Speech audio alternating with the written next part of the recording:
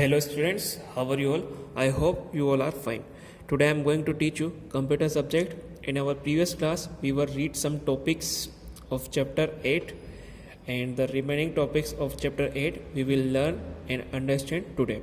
So all my dear students, please open your computer book in page number 81. Okay, in page number 81. Today's topic is requirement for an internet connection. Requirement means ज़रूरत होना, यानी कि जो internet connection करने के लिए हमें क्या क्या ज़रूरत होती है, किन किन चीज़ों की ज़रूरत होती है, वो हम यहाँ पर पढ़ने वाले हैं, समझने वाले हैं. तो लिखा है to connect computer with internet we require the following things, यानी कि हमको कंप्यूटर्स को इंटरनेट से कनेक्ट करना है. तो कनेक्ट करने के लिए हमको किन किन चीज़ों की ज़रूरत होती है वो आपको यहाँ पे नीचे लिखी हुई है. तो देखते हैं हम. एक कंप्यूटर सिस्टम, सबसे पहले आपके पास एक कंप्यूटर सिस्टम होना चाहिए जिसको हम इंटरनेट से कनेक्ट करने वाले हैं. सेकंड में आपको मॉडेम और ए नेटवर्क केबल, या तो आपके पास मॉडेम होना चाहिए या फिर एक केबल नेटवर्क केबल होना चाहिए. ए टेलीफोन और केबल लाइन, या तो जो टेलीफोन लाइन होती है वो, या फिर जो केबल लाइन जिसके थ्रू हम इंटरनेट कनेक्शन हमारे कंप्यूटर से करेंगे वो आपके पास होनी चाहिए. ISP, जिसका फुल फॉर्म यहाँ पे लिखा है internet service provider company web browser, यानी कि जिस कंपनी का इंटरनेट से हमको इंटरनेट चलाना है वो भी आपके पास होना चाहिए. ठीक है.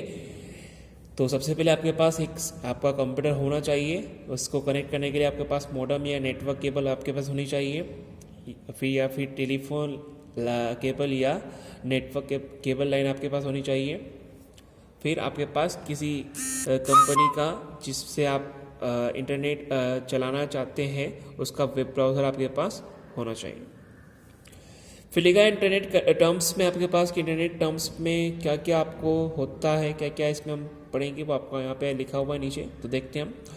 Following are the important terms using internet. यहाँ पे आपको इंटरनेट यूज़ करते समय जो जो इंटरनेट इम्पोर्टेंट टर्म्स होते हैं वो आपको यहाँ पे नीचे दे रखे हैं. तो सबसे फर्स्ट में आपको लिखा है यहाँ पे वेबसाइट. अब वेबसाइट क्या होती है, कैसे इसका यूज़ हम करते हैं वो हम यहाँ पे समझने वाले हैं. तो ध्यान से आप देखेंगे, सुनेंगे और समझेंगे. तो लिखा है इसके बारे में, वेबसाइट के बारे में, कि a website is a collection of related web pages that provides information, यानी कि जो वेबसाइट होती है हमारे वेब पेजेस का कलेक्शंस होती है जिसके द्वारा हम जो हमें इंफॉर्मेशन प्रोवाइड करवाती है. यानी कि जो वेबसाइट्स होती है वो वेब पेजों का कलेक्शन होती है जिससे हमें इंफॉर्मेशन प्राप्त होती है, जिसके द्वारा हम हमें इंफॉर्मेशन प्रदान करती है.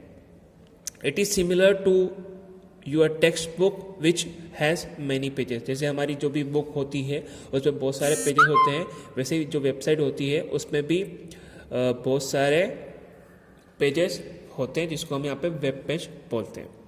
ओके, नेक्स्ट पेज ओपन करेंगे हम.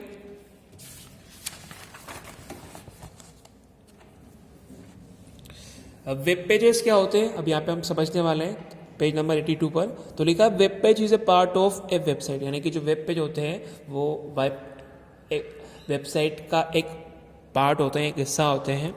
Web pages are like pages of textbook, यानी और जो वेब पेज होते हैं वो जैसे हमारी बुक में पेजेस होते हैं, जैसे अभी आपकी जो बुक है इसमें जैसे बहुत सारे पेजेस है वैसे ही वेब पेज होते हैं. It content text, images, audio, video and animation. और जो ये वेब पेजेस होते हैं इसमें टेक्स्ट, यानी कि जैसे यहाँ पे आपकी बुक में बहुत सारी ये लाइंस लिखी हुई है, पैराग्राफ लिखे हुए हैं, टॉपिक्स लिखे हुए हैं, वैसे ही वहाँ पे भी आपको उन पेजों पर बहुत सारे टेक्स्ट ऐसे लिखे हुए होते हैं. इमेजेस, बहुत सारे उसमें फ़ोटोज़ आपको मिलते हैं देखने के लिए. ऑडियो, बहुत सारी ऑडियो क्लिप्स आपको वहाँ पे मिलती है जिसको आप सुन सकते हैं. वीडियोस, इस पर आपको बहुत सारी वीडियोस भी मिलती है जिसको आप देख भी सकते हैं और सुन भी सकते हैं. एंड एनिमेशंस, जैसे आपने देखा है बहुत सी बार आपको जो कुछ वीडियोस के थ्रू एनिमेटेड वीडियोस आपको मिलती है जिसके थ्रू आपको कोई टॉपिक समझाया जाता है या बताया जाता है, तो वो है. फिर इसके बाद web pages are written in HTML language. और जो वेब पेजेस होते हैं वो HTML लैंग्वेज में यहाँ पे लिखे होते हैं. HTML मीन्स होता है हाइपर टेक्स्ट मार्कअप लैंग्वेज। ठीक है, तो जो ये वेब पेज होते हैं वो HTML लैंग्वेज में यहाँ पे लिखे होते हैं। अब www क्या होता है ये हम यहाँ पे पढ़ने वाले हैं, समझने वाले हैं। और सबसे पहले आपको इसको समझाने से पहले मैं एक क्वेश्चन आपको बता देता हूँ जो आपको एग्जाम में भी आ सकता है। जैसे आपको क्वेश्चन आ सकता है कि what is the full form of www। ठीक है, तो आपको पता होना चाहिए कि जो www होता है उसका फुल नेम क्या होता है, उसका फुल फॉर्म क्या होता है। तो जो www होता है उसका फुल फॉर्म होता है वर्ल्ड वाइड वेब। क्या होता है आपको यहाँ पे बुक में भी लिखा है, world wide web. The full form of www is world wide web. आपको ये क्वेश्चन भी आ सकता है एग्जाम में कि जो www होता है उसका फुल नेम क्या होता है या फुल फॉर्म क्या होता है, what is the full name of www। तो आपको याद होना चाहिए कि फुल जो www होता है उसका फुल नेम क्या होता है, वर्ल्ड वाइड वेब। ओके, तो अब पढ़ते हैं इसके बारे में हम। तो लिखा है यहाँ पे it refers to the world wide web, यानी कि जो www है वो वर्ल्ड वाइड वेब होती है। The www allow you to access to people, places, things and information all around the world।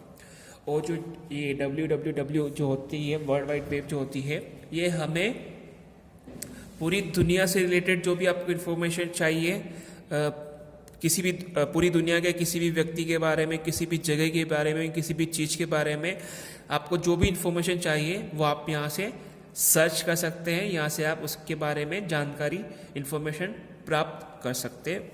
ठीक है, इसके बाद लिखा है यहाँ पे रोबोफैक्ट में आपको in year 1990 computer scientist Tim Berners Lee invented the www, यानी कि सन 1990 में साइंटिस्ट का नेम यहाँ पे आपको दे रखा है टिम बर्नर्स ली। इनके द्वारा www जो वर्ल्ड वाइड वेब है इसका इन्वेंशन किया गया था, इसकी खोज की गई थी, इसका आविष्कार किया गया था।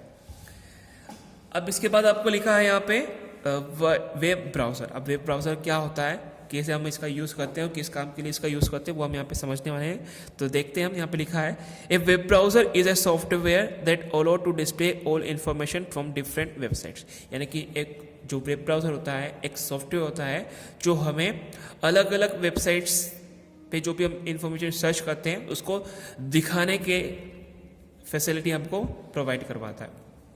Websites are displayed in web browser, यानी कि जो भी अब वेबसाइट हम ओपन करना चाहते हैं वो आपको किसी वेबसाइट के अंदर ओपन करना होती है।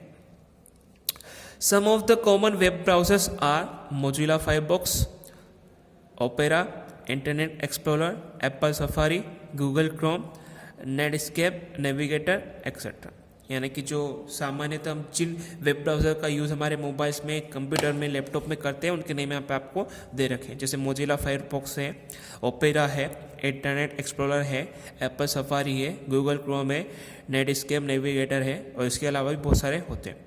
आपको यहाँ पे उनके फ़ोटोज़ भी दे रखे हैं जो कॉमनली आपके ज़्यादातर जो यूज़ होते हैं हमारे पास, वो यहाँ पे आपके फ़ोटो के साथ यहाँ पे उसके नेम में लिखे हुए। जैसे माइक्रोसॉफ्ट इंटरनेट एक्सप्लोरर, मतलब कंप्यूटर में सबसे ज़्यादा ये वाला जो वेब ब्राउज़र है वो, और ये दोनों माइक्रोसॉफ्ट इंटरनेट एक्सप्लोरर और गूगल क्रोम इस सबसे ज़्यादा यूज़ होने वाले कॉमन वेब ब्राउज़र हैं।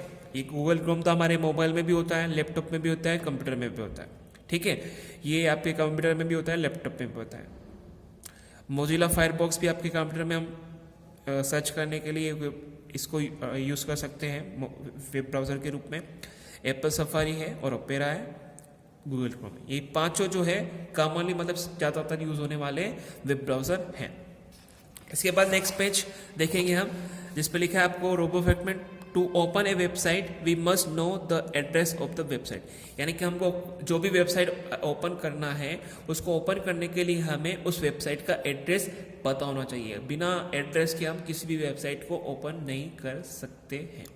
ठीक है, उसके बाद लास्ट में लिखा है आपको ओपन ए वेबसाइट। अब किसी वेबसाइट को अगर आपको ओपन करके देखना है इंटरनेट की मदद से तो आप कैसे ओपन करेंगे वो आपको यहाँ पे समझना है।